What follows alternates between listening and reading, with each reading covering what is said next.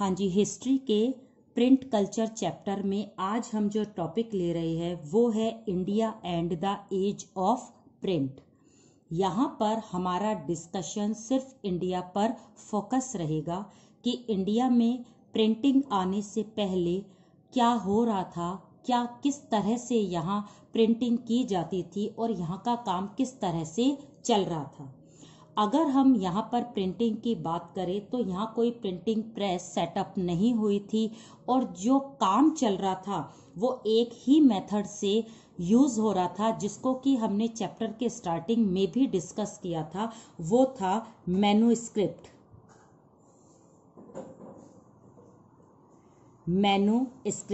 जिसको हमने यूरोप के प्रिंट कल्चर में भी अच्छे से देखा था। मैन्युस्क्रिप्ट एक स्क्राइबर या जो भी राइटर था उसके थ्रू लिखी जाती थी, जिसको डिक्टेट जो करता था वो दूसरा पर्सन होता था। उसके डिक्टेट की चीजों को ही वो स्क्राइबर लिखता था। तो इस तरह से जो मैन्युस्क्रिप्ट थी वो यूरोप में भी बहुत ज़्यादा पॉपुलर थी। और जैसा कि मैंने आपको लास्ट वीडियो में बताया था कि उस समय जो प्रिंटिंग का मेथड हुआ करता था वो मैन्युस्क्रिप्ट ही था, जो पूरे वर्ल्ड में फेमस था। तो यहाँ पर हमने बात मैन्युस्क्रिप्ट की है, जिसको कि हमने लास्ट वीडियो में पूरी तरह से डिस्कस किया था। तो यहाँ हम सिर्फ इतना बताएंगे कि इंडिया में भी प्रिंटिंग प्रेस लगने से पहले काम जो था वो मैन्युस्क्रिप्ट से किया जाता था। अब हमारा यहाँ पर जो टॉपिक आएगा, जो पॉइंट है वो ये है कि यहाँ पर यानी इंडिया में जो प्रिंटिंग प्रेस थी, इंडिया में जो प्रिंटिंग प्रेस सेटअप हुई थी वो कहाँ पर हुई थी और कौन सा कंट्री था जिसने कि उसे प्रमोट किया था। तो हमारे यहाँ पर जो प्रिंटिंग प्रेस थी वो सबसे पहले गोवा में हुई थी और दूसरा जो जगह थी वो थी कोचीन। गोवा में पोर्तुगीज ने उसको यहाँ पर सेटअप किया था और उन्होंने जिस लैंग्वेज में प्रिंटिंग स्टार्ट की थी पोर्तुगीज ने, वो थी कोंकणी और कन्नड़। ठीक है, इसे अच्छे से लर्न कर लेना। और जो दूसरा जो हमारा स्टेट था वो था कोचीन। कोचीन में जो दूसरा कंट्री डच था उसने कोचीन में प्रिंटिंग प्रेस को सेटअप किया था और यहाँ पर उसने कौन सी लैंग्वेज को प्रमोट किया था, वो था तमिल और मलयालम। तो इस तरह से हमारी इंडिया में प्रिंटिंग प्रेस लग गई थी। फर्स्ट स्टेट गोवा और सेकंड कोचीन था। पोर्तुगीज और डच के कंट्रीब्यूशन से प्रिंटिंग प्रेस हमारे यहाँ लगने के बाद प्रिंटिंग होना शुरू हुआ था। लास्ट फाइनली यहाँ पर जो प्रेस लगाई गई थी वो ईस्ट इंडिया कंपनी ने लगाई थी। 18th सेंचुरी के लास्ट में जाकर ये प्रिंटिंग प्रेस सेटअप हुई थी। ईस्ट इंडिया कंपनी ने अपनी प्रिंटिंग प्रेस से ऑब्वियस है इंग्लिश लैंग्वेज में ही प्रिंटिंग स्टार्ट की होगी। तो यहाँ पर आपकी एनसीईआरटी में इस तरह से इंग्लिश के लिए प्रिंटिंग प्रेस का कोई बहुत बड़ा डिस्क्रिप्शन नहीं दे रखा है। हम यहाँ पर अब एक स्टोरी लेते हैं, एक पर्सन की बात लेते हैं जो कि इंग्लिश कम्युनिटी से ही बिलोंग करते थे और उनका नाम था जेम्स ऑगस्टस हिक्की। और बच्चों आपको यहाँ पर इसका ईयर भी लर्न करना है, ये है 1780। तो एग्जामिनर इनके नाम से भी क्वेश्चन दे सकता है और आपको ईयर वाइज भी ये क्वेश्चन पेपर में आ सकता है। 1780 का इंसिडेंट डिस्क्राइब करना या फिर ऑगस्टस हिक्की की फीचर्स को डिस्क्राइब करना। इसमें आपको ये ध्यान रखना है कि जब इंग्लिश प्रिंटिंग प्रेस सेटअप हो गई थी उसके बाद का ये इंसिडेंट था। यहाँ पर आपको कुछ बातें लर्न करनी है। पहली चीज तो ये करनी है कि हिक्की एक मैगजीन के एडिटर थे और इस मैगजीन का नाम था बंगाल गैजेट। ओके, अब ये जो बंगाल गैजेट थी ये बहुत ज्यादा पॉपुलर मैगजीन थी। इसके पॉपुलर होने के 3 रीजन माने जाते थे। पहली चीज, ऑगस्टस हिक्की ये बोलते थे कि बंगाल गैजेट जो मेरी मैगजीन है वो कॉलोनियल पावर से फ्री है। दूसरी चीज, बंगाल गैजेट में बहुत सारे एडवर्टीजमेंट आते थे और मेनली एडवर्टीजमेंट किससे बिलोंग करते थे? स्लेवरी से। स्लेव के सेल और परचेज की पूरी इंफॉर्मेशन बंगाल गैजेट में प्रिंट होती थी। तीसरी चीज, हिक्की जो थे अपनी बंगाल गैजेट में जो ब्रिटिशर्स ऑफिसर थे उनके बारे में, उनकी पर्सनल लाइफ के बारे में गॉसिप को प्रिंट करते थे। अब सभी को हर एक की पर्सनल लाइफ के बारे में जानने का और उसको समझने की एक क्यूरियोसिटी बनी रहती है। तो यहाँ पर बंगाल गैजेट जो थी उसकी 3 फीचर्स भी ये होगी, पॉपुलैरिटी के रीजंस भी ये ही होंगे। यहाँ पर हमें इंसिडेंट के हिसाब से क्या चीज लर्न करनी है, जब इनकी फीचर्स जो हमने बंगाल गैजेट की अभी देखी है और सुनी है, इसके बाद हमें ये देखना है कि कौन से गवर्नर जनरल थे जिन्होंने की हिक्की की इस मैगजीन को बैन कर दिया था। वो गवर्नर जनरल थे वॉरेन हेस्टिंगस। इनको जैसे ही पता चला कि ब्रिटिशर्स ऑफिसर की पर्सनल गॉसिप के बारे में हिक्की जो है वो कुछ प्रिंट कर रही है, तो इन्होंने बंगाल गैजेट जैसी मैगजीन को पूरा बैन कर दिया। इसके बाद इन्होंने कॉलोनियल पावर को एनकरेज करने के लिए जो प्रिंटिंग प्रेस उनको ग्लोरीफाइड करती थी उन्हें ही लीगल परमिशन मिली। किसको? उन प्रिंटिंग प्रेस को। और तीसरी चीज ये थी कि वॉरेन हेस्टिंगस ने ऐसा रूल बना दिया था कि कोई भी प्रिंटिंग प्रेस अगर कुछ भी पब्लिश करेगी तो सबसे पहले उन्हें ऑफिशियली सैंक्शन लेनी पड़ेगी ईस्ट इंडिया कंपनी की, तभी कोई भी प्रिंटिंग प्रेस जो है वो अपनी चीजों को, अपने मैटर को प्रिंट कर सकती है। तो इस तरह से 1780 में एक बहुत बड़ा इंसिडेंट हुआ था प्रिंटिंग प्रेस लगने के बाद। यहाँ पर प्रिंटिंग प्रेस लगी, last finally east India company भी अपनी प्रिंटिंग प्रेस लेकर आई और इंग्लिश में काफी सारी चीजें जो थी वो प्रिंट होने लगी। उसी समय जेम्स ऑगस्टस हिक्की एक एडिटर थे बंगाल गैजेट के। उन्होंने बंगाल गैजेट में काफी सारी चीजों को पब्लिश करना शुरू करा। उनमें से कुछ चीजें वॉरेन को सही नहीं लगी, इसलिए वॉरेन ने इस बंगाल गैजेट को ही पूरा बैन कर दिया। और इसके बाद तो और बाकी भी प्रिंटिंग प्रेस जो थी वो भी बैन हो गई थी। हमारे अगर इंडिया की बात करें तो इंडिया में फर्स्ट इंडियन जो पर्सन था जिसने की पब्लिशिंग शुरू की थी, मीन्स अपना न्यूज़पेपर पब्लिश किया था, वो जो पर्सन था वो था फर्स्ट इंडियन पर्सन जिसका नाम था गंगाधर भट्टाचार्य। ओके, ये 1 मार्क में आपका क्वेश्चन आता है। ये गंगाधर भट्टाचार्य जो थे ये फर्स्ट इंडियन थे जिन्होंने की फर्स्ट न्यूज़पेपर को पब्लिश किया था। तो हमारे इंडिया के फर्स्ट इंडियन पर्सन यही थे जो बहुत अच्छे क्लोज फ्रेंड थे किसके? राजा राम मोहन रॉय के। तो ये चीज आपको 1 मार्क में लर्न करनी है। बाकी ये इंसिडेंट 3 मार्क्स में आता है, ये भी 1 मार्क में ही आते हैं। प्रिंटिंग प्रेस कहाँ सेटअप हुई, कब सेटअप हुई, किसने करी और किस लैंग्वेज में करी। अब हम बात करते हैं अपने इंडिया में रिलीजन की। जिस तरह से हमने लास्ट वीडियो में बात करी थी कि प्रिंटिंग प्रेस का असर यूरोप के रिलीजन पर हुआ, वैसा ही असर इंडिया में भी रिलीजन पर पड़ा। तो सबसे पहले हम बात करेंगे अपने एक न्यू एरा की। ये न्यू एरा क्या था? न्यू एरा ये था कि प्रिंट कल्चर स्टार्ट हो गई थी इंडिया में। यहाँ पर कुछ लोग प्रिंटिंग के थ्रू रिलीजन की बुराइयों को दूर करना चाहते थे, लेकिन कुछ लोग प्रिंटिंग को सही नहीं समझते थे। उन्हें लगता था कि प्रिंटिंग जो है इट मीन्स जो बुक्स है वो हमारे रिलीजन को डिस्ट्रॉय कर रही है, इसलिए वो जो थे वो प्रिंटिंग के अगेंस्ट में थे। तो एक तरह से डिबेट स्टार्ट हो गया। किस तरह का डिबेट स्टार्ट हो गया? जो लोग बुक्स को प्रेफरेंस देते थे किसके खिलाफ, किसके अगेंस्ट में? रिलीजन के। और कुछ लोग बुक्स को मतलब अपोज करते थे, उसके फेवर में रहते थे कि रिलीजन जो है वो डिस्ट्रॉय हो रहा है। तो फर्स्ट हम यहाँ पर बात करेंगे डिबेट की। और ये डिबेट किस किस के बीच में हुई थी? ये डिबेट हुई थी उन ऑर्थोडॉक्सी के और उन लिबरल्स के बीच में। ऑर्थोडॉक्सी जो रिलीजन में चेंज नहीं करना चाहते थे और लिबरल्स जो रिलीजन में चेंज करना चाहते थे।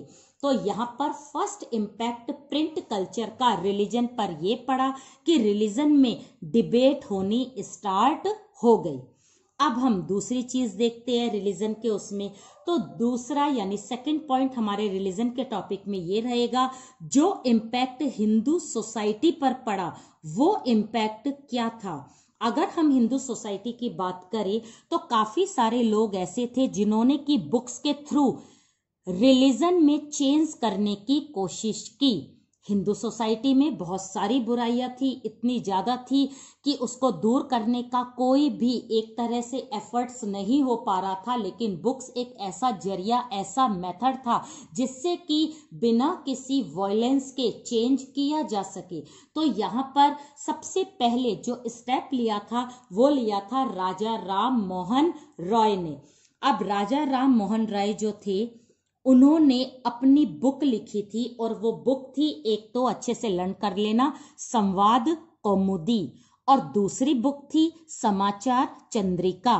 दोनों ही बुक में उन्होंने रिलीजन में जो भी कमियां हैं, जो भी बुराई है और इन रिलीजन से सोसाइटी पर जो नेगेटिव इम्पैक्ट पड़ रहा है उसके बारे में रॉय ने बहुत खुलकर लिखा था।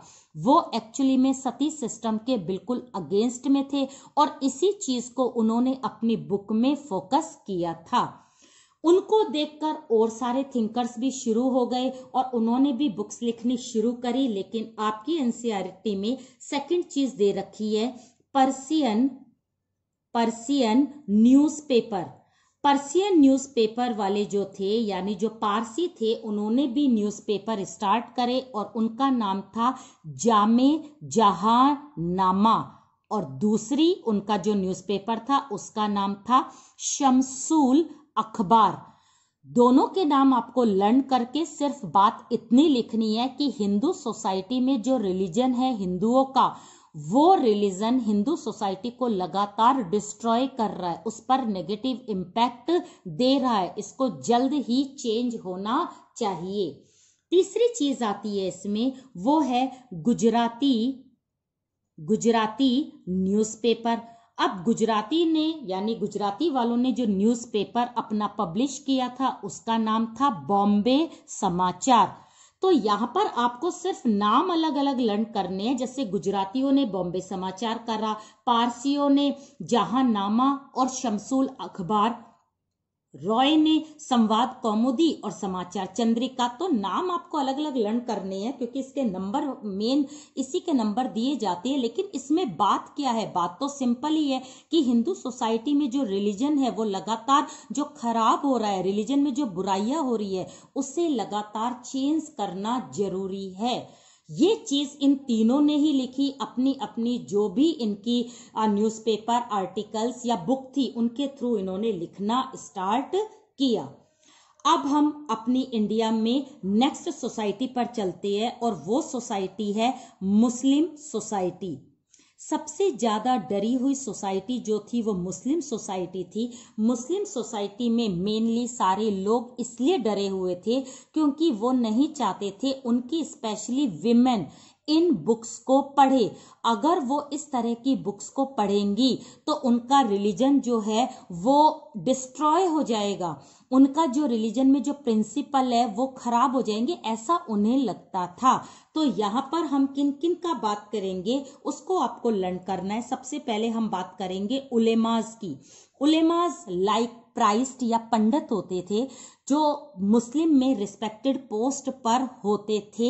यहाँ पर उलेमाज जो है उन्हें इस बात का डर था कि अगर जिस तरह की प्रिंटिंग स्टार्ट है, अगर ये वाली चीज हमारी सोसाइटी में सबने पढ़ ली तो वो एजुकेटेड हो जाएंगे, वो अवेयर हो जाएंगे, उन्हें राइट्स की नॉलेज हो जाएगी और वो प्रोटेस्ट स्टार्ट कर देंगे और इस तरह से हमारी सोसाइटी क्या हो जाएगी, बिखर जाएगी।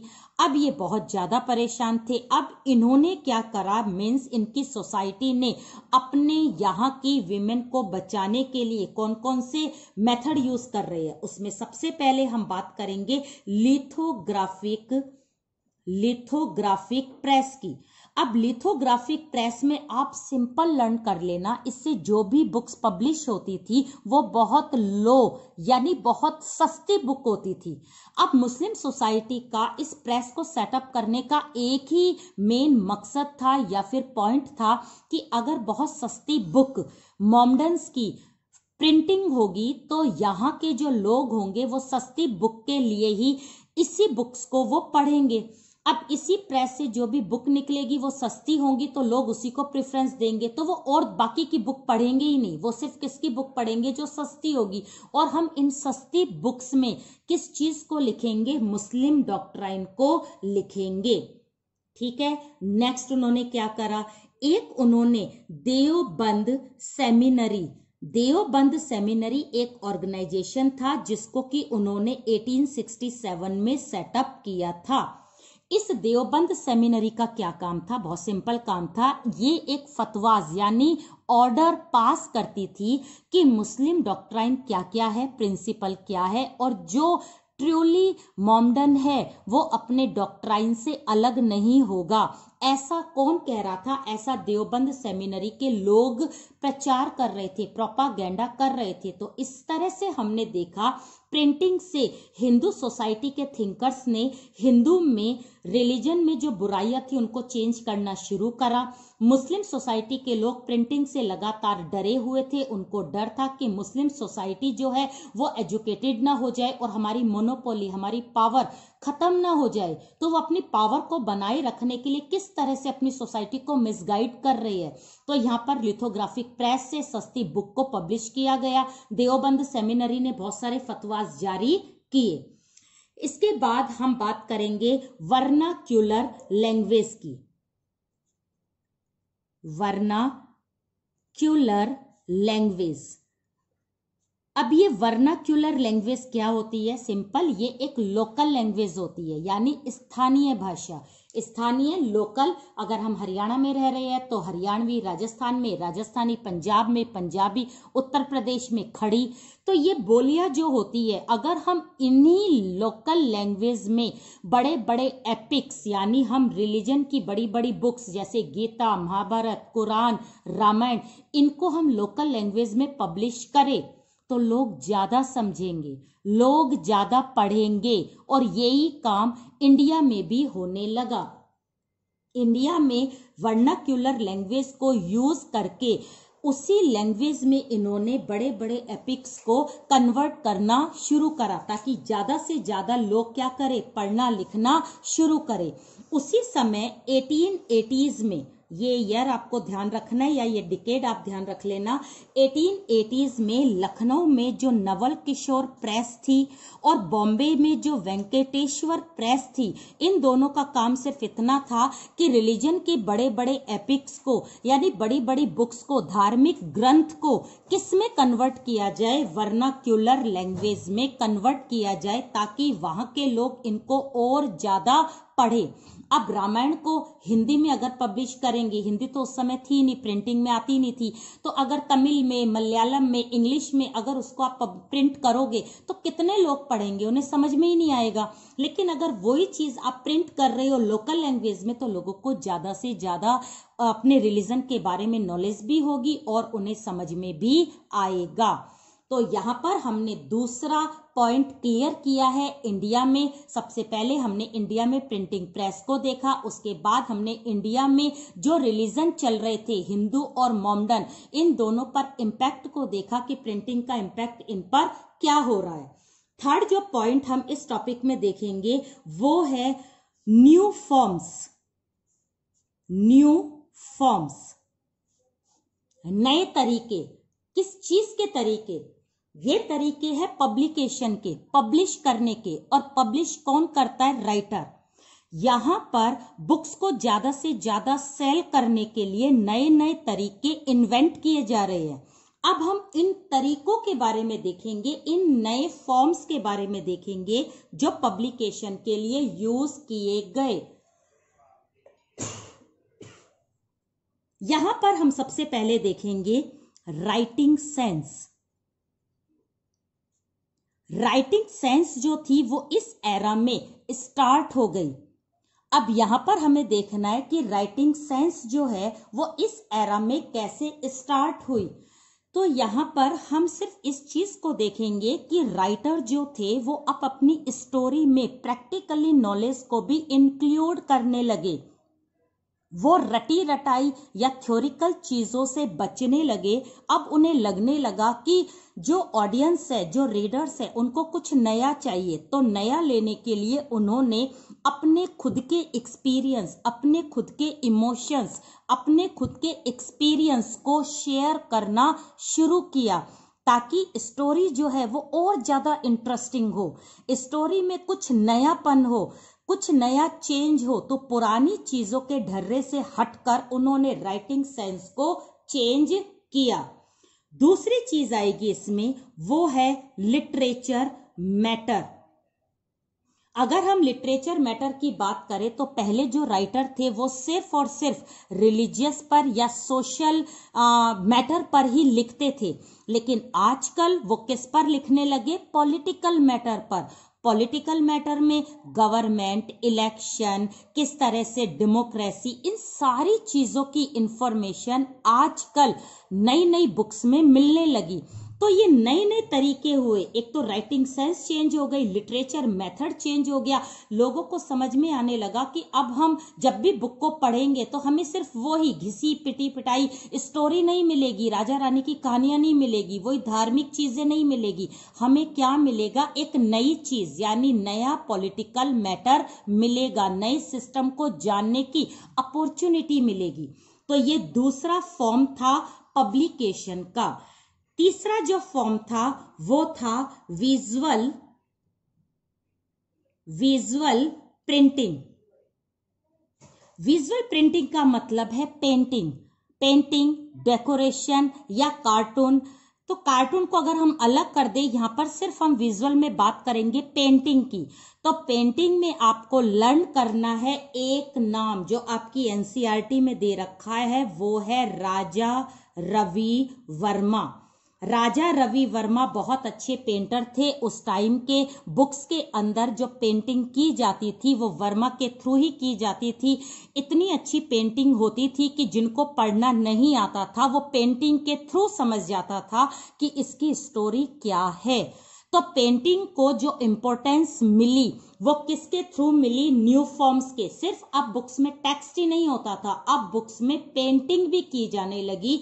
और उस समय जो मेन पेंटर थे वो थे राजा रवि वर्मा। लास्ट हम इसका फॉर्म देखेंगे, वो है कार्टून्स एंड कैरिकेचर्स। तो यहां पर हमें ध्यान रखना है, ये कार्टून और कैरिकेचर्स मेनली उन्हीं के लिए है जो इलिटरेट होते थे। विजुअल आर्ट भी उन्हीं के लिए है जो इलिटरेट होते थे। कार्टून और कैरिकेचर्स का भी यूज इसीलिए किया जाता था ताकि बुक्स को और ज्यादा इंटरेस्टिंग बना सके। तो यहाँ पर इंटरेस्ट क्रिएट करने के लिए जो राइटर थे वो नए फॉर्म्स की तरह कार्टून्स और कैरिकेचर्स को यूज करने लगे। अब यहाँ पर किस तरह के कार्टून्स यूज होते थे? अगर नेशनलिस्ट इसका यूज कर रहे हैं, अगर बुक्स बना रहे हैं, तो नेशनलिस्ट इंपीरियल पावर को एक फनी, एक डिक्टेटर के रूप में शो कर रहे हैं। लेकिन दूसरी तरफ अगर इंपीरियल पावर यानी ब्रिटिशर्स कोई भी कैरिकेचर्स या कार्टून बना रहे हैं तो वो नेशनलिस्ट को कैसा शो कर रहे हैं? बहुत ही बैकवर्ड, इलिटरेट। तो इस तरह से उन दोनों ने अपने आप को शो करने के लिए टेक्स्ट को यूज ना करके किसको यूज करा? कार्टून और कैरिकेचर्स को। तो यहाँ पर हमने इस टॉपिक को पूरा कंप्लीट किया है जिसका नाम है India and the age of print. India में सबसे पहले प्रिंटिंग प्रेस गोवा और कोचीन में लगी, ईस्ट इंडिया कंपनी में सबसे लास्ट में लगी, और उसके बाद जब इंग्लिश में प्रिंटिंग शुरू हुई तो हमें हिक्की की 1780 की ये स्टोरी लर्न करनी है। और इसमें ध्यान देना है कि वॉरेन हेस्टिंग्स का जो रोल था वो क्या था। इसके बाद इंडिया के रिलीजन पर प्रिंटिंग का असर कैसे पड़ा, डिबेट स्टार्ट होगी। हिंदू सोसाइटी पर असर पड़ा, मुस्लिम पर इम्पैक्ट पड़ा, वर्नाक्यूलर लैंग्वेज स्टार्ट होने पर रिलीजन जो था वो लगातार स्प्रेड होने लगा। इसके बाद नए नए न्यू फॉर्म्स के पब्लिकेशन स्टार्ट हुए। राइटर ने अपनी चीजों को चेंज करना शुरू करा, अपना राइटिंग सेंस, अपना लिटरेचर, अपनी पेंटिंग और अपने कार्टून्स के थ्रू बुक्स को उन्होंने इम्प्रेसिव बनाना स्टार्ट किया। तो बहुत ही सिंपल है ये टॉपिक, आप इसको वापस अच्छे से देखो, इसको समझो। डिस्क्रिप्शन बॉक्स में आपको नोट्स भी मिलेंगे, इसलिए अपने नोट्स भी एक बार वेरीफाई कर लेना।